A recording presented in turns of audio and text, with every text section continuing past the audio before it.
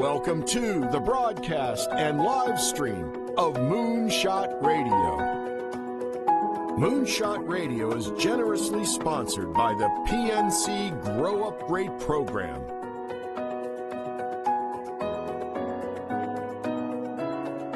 And here's your host, Dr. Nivea Torres.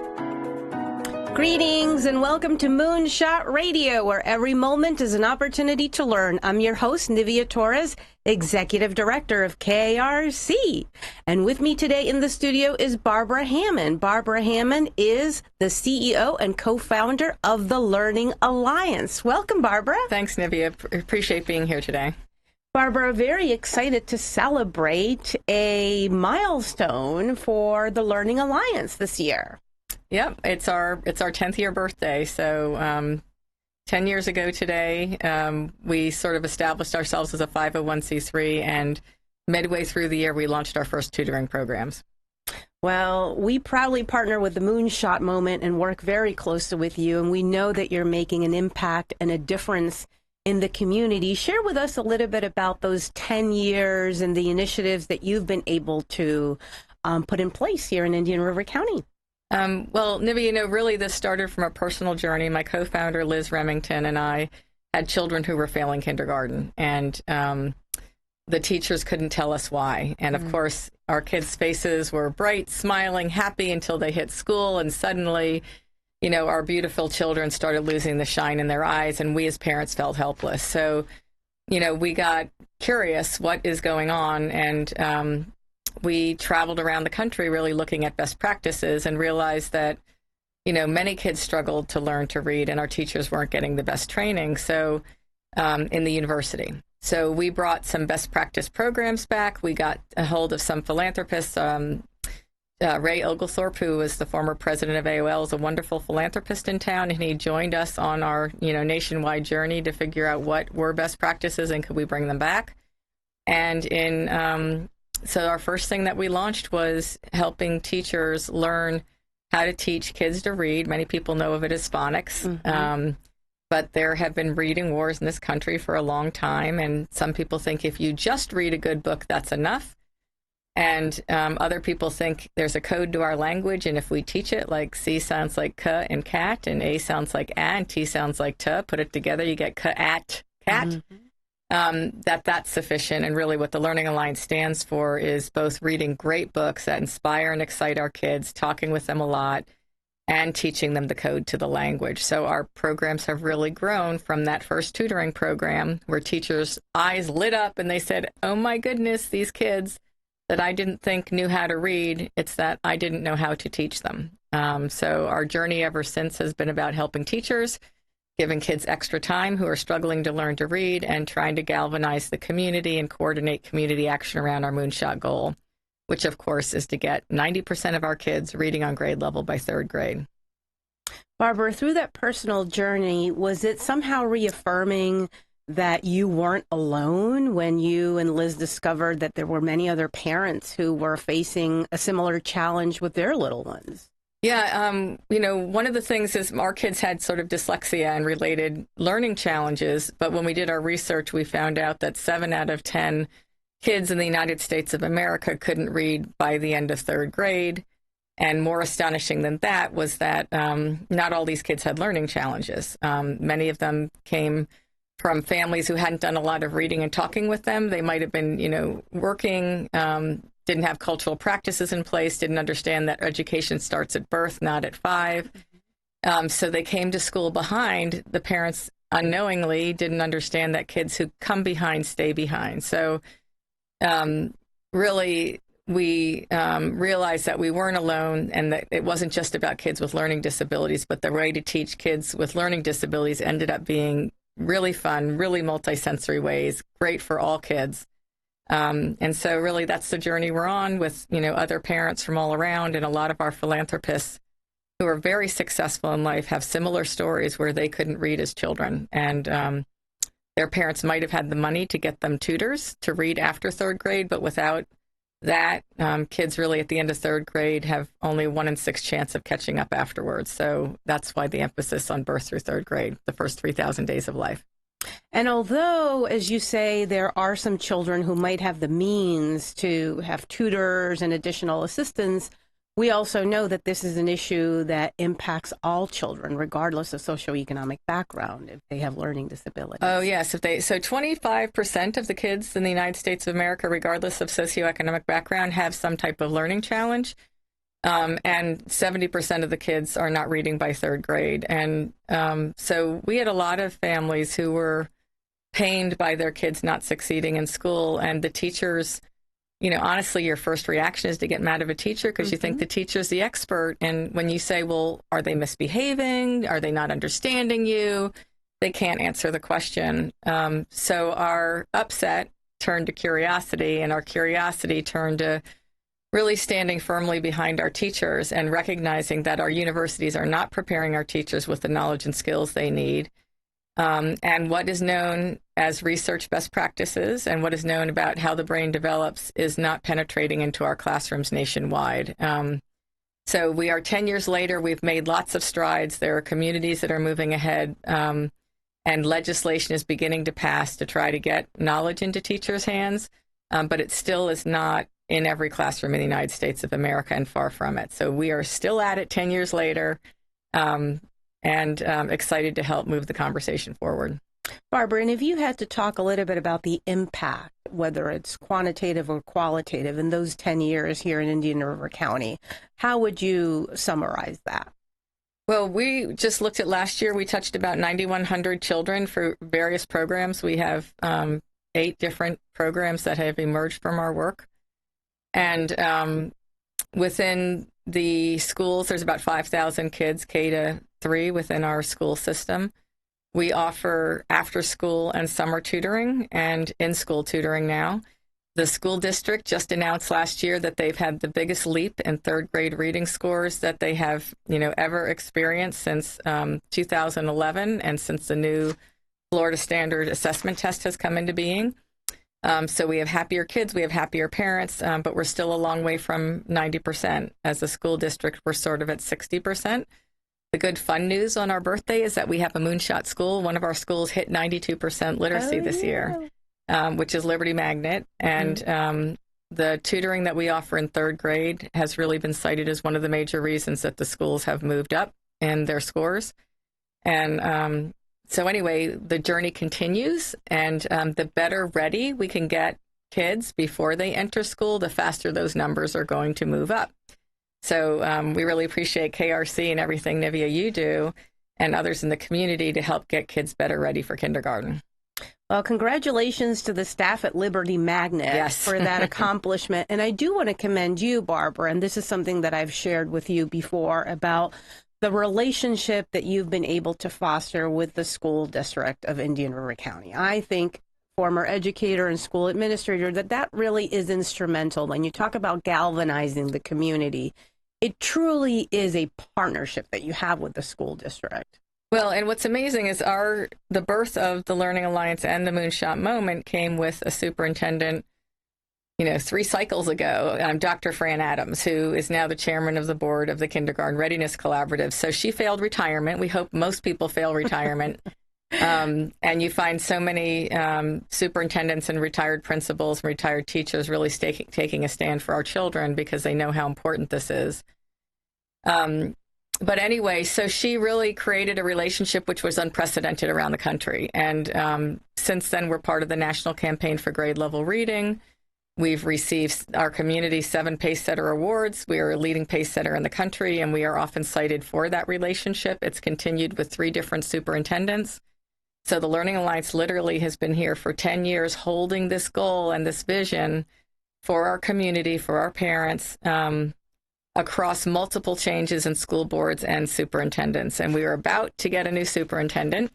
The school board's working very hard, and there's been a lot of conversations. Can we get a superintendent who really can go arm in arm with us and scale the promising practices and taking this to the next level? And we're really all excited about, that work. And we're having conversations actually tonight on it with the consultants who are hiring the superintendent to really, because the Moonshot movement is really an asset to the new superintendent coming in. A lot of community members would have that person's back. focusing on early literacy, as we know it's the gateway to K-12 transformation. Absolutely. And I want our viewers and our listeners to just really sort of digest what you said earlier about the Pace Setter Awards. I don't think a lot of people in the community understand that this is a national recognition, that this community, all its members, school district, teachers, everyone, parents involved, have really been able to move this goal forward during this time, and that the community as a whole has been recognized at the national level. To me, that's really significant. Yes, schools can't do this alone. Education starts at birth. The Learning Alliance can't do it alone.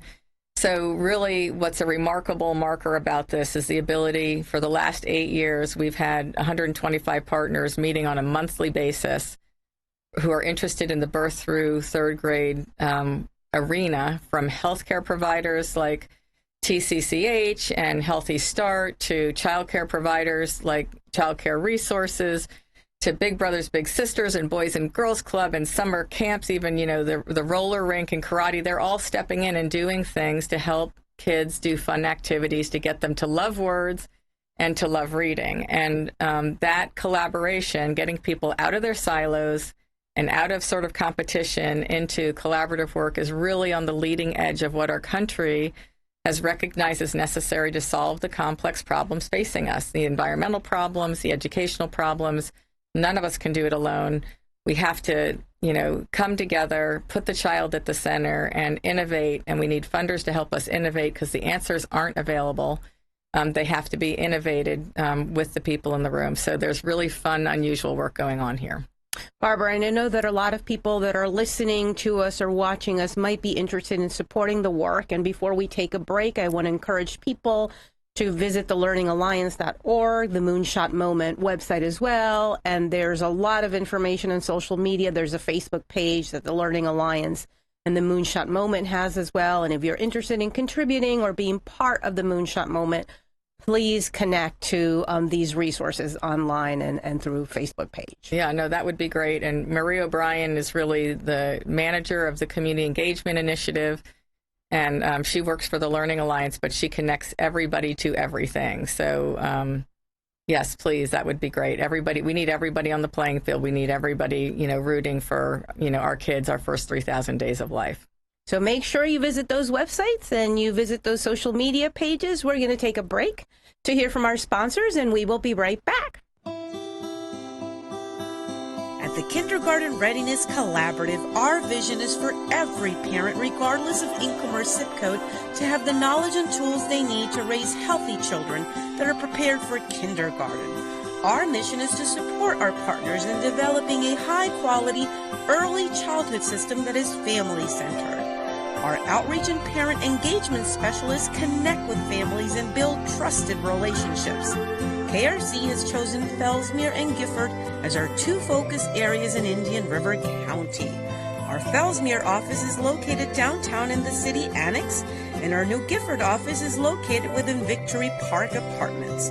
Our administrative offices are now located adjacent to Healthy Start and Treasure Coast Community Health in Vero Beach.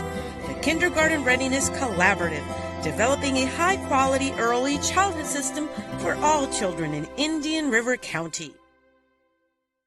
Everyday activities are great for finding moments for talking and teaching new words.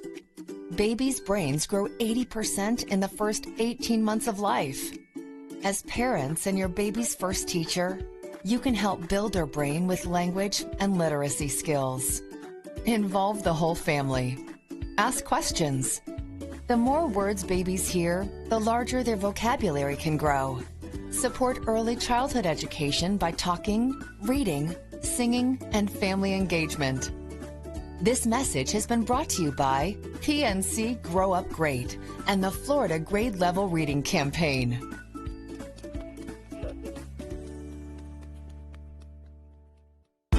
Hi, I'm Cindy, the proud owner of Cindy's Cleaning Service. I consider it a privilege to be welcomed to people's homes and offices to make them shine. We do it all from ceiling fans to floors, dusting, and windows. With Cindy's Cleaning Service, you get quality cleaning and affordable rates. We are also licensed and insured. Please give us a call and we will give you a free estimate. Cindy's Cleaning Service, 569-9348. At Cindy's Cleaning Service, the Lord is our strength. Christie's Family Fitness, the premier facility in town with adult fitness, including a beautiful gym floor, pool, 100 group exercise classes a week, including spinning, cycle, yoga, bar, Pilates, aqua, and small group training. Do you have a child? Christie's Family Fitness does dance, private swimming lessons, and babysitting. Stop in and find out why Christie's Family Fitness is the best-kept secret in Vero Beach for the past 20 years. Try us out for free. It's fun to visit Audrey's Feed and Tack, a distinctive country and western emporium. For simply Southern living, you'll find the finest in cowgirl couture. Styles that are uniquely Florida for the whole family. Upstairs in our boot room, you'll find Ariat, Dan Post, Laredo, and 10 Hall boots. The biggest selection this side of the big lake. The freshest and finest feed, hay, and supplies for your chickens and horses and most other farm animals. Audrey's, a great adventure. 66th Avenue and Oslo Road. Like us on Facebook. We're back to Moonshot Radio, where every moment is an opportunity to learn. I'm your host, Nivea Torres, Executive Director of KARC. And with me today in the studio is Barbara Hammond. Barbara is the co-founder and CEO of the Learning Alliance here in Vero Beach. Welcome back, Barbara. Thanks, Nivea. Very excited to celebrate this 10th anniversary of the Learning Alliance with you. And now I want to pick your brain, Barbara. You have such a wealth of information, and being a parent and just sharing your own personal journey. Let's talk about why oral language development and vocabulary building is so very important for our children. So, we do a lot of research at the Learning Alliance, but it turns out that 50% of a child's ability to learn to read in kindergarten and first grade is based on how strong their oral language skills are. And I know when I first heard, my co-founder is Liz Remington, has really done a lot of research on how the brain develops. I'm like, well, what does that mean, or oral language skills? That sounds like such a big, sophisticated mouthful of words. And we really talk about just reading, playing, and talking with your kids. Oral language is just everyday conversations that can happen every moment from the time your child is born. And it never occurred to me that, when you're changing your child's diaper, you could be talking to them about, changing the diaper and what you're doing, or looking at their eyes. I mean, just using every opportunity to have a conversation with your child is actually preparing them to succeed in school.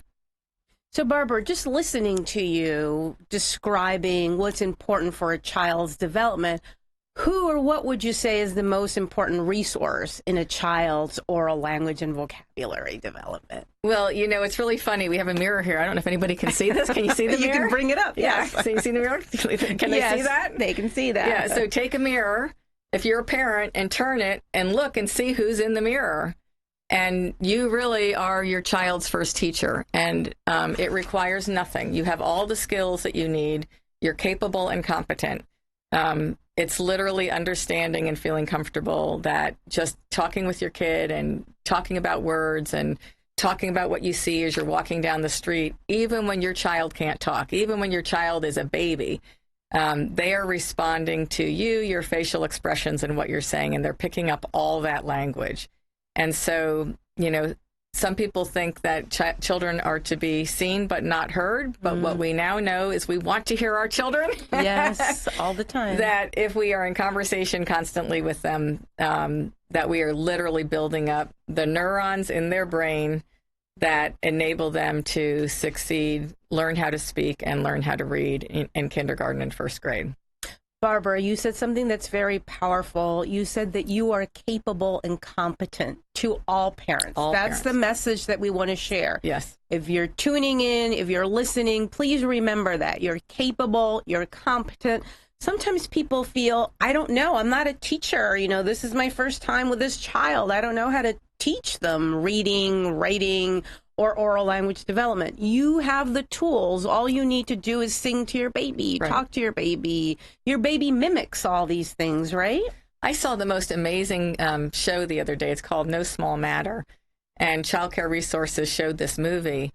And, I've always heard that learning is social, and human beings are social animals. They learn together. And so I sort of said, okay, but what does that really mean? And then I saw this picture, and it was a newborn baby, 45 days old, where the parent was talking to the child and looking in the child's eyes and making funny faces, right? And the child was imitating the parent. And I said, that's what learning is social means. That child is imitating your facial expressions. They're going to try to imitate your words. And all you have to do is be in conversation with your facial features, with your hands, and with your words. And, you know, of course, I read to my kids because that's what my parents did with me. But even if you can't read, talking to your kids is just 50% of their ability to, you know, to succeed. So anyway, it just astonished me, and I didn't know that when my kids were little. And I also didn't know how important it was for them to go to school. You know, my kids were in preschool, and I would take them out some days, you know, oh, you know, school's not that important until we get to kindergarten, right? They don't have to go. And, you know, it turns out that school for our kids at 4 years old is very important. It gives them a huge head start. You want your kid in that school every day, even if they say, oh, mommy, let's go to the beach, right? Those are very formative years, and they'll give them the head start and the ability to really start on an even playing field with where they need to be in kindergarten. And we want to continue giving them a head start. And I know you brought a wonderful resource today. Yeah. There's a beautiful book that the Learning Alliance really spearheaded, a summer reading campaign for many of our local partners. It's called The Word Collector. And how would you encourage people to use this book? Well, so here's The Word Collector, right? It was written by Peter Reynolds. And the reason I love the book, and maybe I'll share a few pages, but it's about a boy who goes around literally collecting words everywhere he sees them and everywhere he walks. And he gets really curious about what these words means. And it starts with collectors collect things. Should I show it to people? No, you can show it. Absolutely. Some people collect stamps. Some people collect coins. Some collect bugs. Some collect baseball cards. Some collect rocks. Some collect art. Some people collect books. And Jerome, what did he collect? What do we think he collected? Oh, I don't know. Maybe words? He collected words. So if you go throughout this book, you watch how he walks around in his everyday life, and he collected words that he saw on a poster or on a sign as they're driving down the street. And he collected words that he read or that his parents read. I've got all kinds of teacher notes in this book. But anyway, he collected big words that he didn't know what they meant, and he talked to him about his parents, and he collected little words that he knew about. And if you watch this whole thing, he was just really curious about words. And imagine if parents were helping their little ones collect words all the time. When you say a tree, say, look at the tree. Look, what color is the tree? The tree is green. You can teach them sizes, shapes, colors. And what the last page of this book is just startling, and I love it. And it says, reach for your own words. Tell the world who you are and how you will make it better. And so if kids have words, they can actually say what they like to do, who they want to be, and they can make a difference in this world. It gives them self-esteem and the ability to grow up to be the adult that they want to be, doing what they want to do. So we did launch this summer in every camp, in the roller skating camp, in the karate camp, and Gifford Youth Activity Center. All these people had their children collecting words and putting them up on a clothesline to share with other people. It's a great journey. Well, Barbara, just like Jerome was trying to make the world better by collecting words, I want to thank you, your team. Certainly, we want to thank Ray Oglethorpe and Liz Woody and the entire team from the Learning Alliance for making Indian River County better through your work, through your support of the Moonshot Moment. We're very proud to partner with you, and we look forward to what the next 10 years will bring. Thank you for joining me today. Thank you, Nivea, very much. And until next time, this is in Moonshot Radio, where every moment is an opportunity to learn.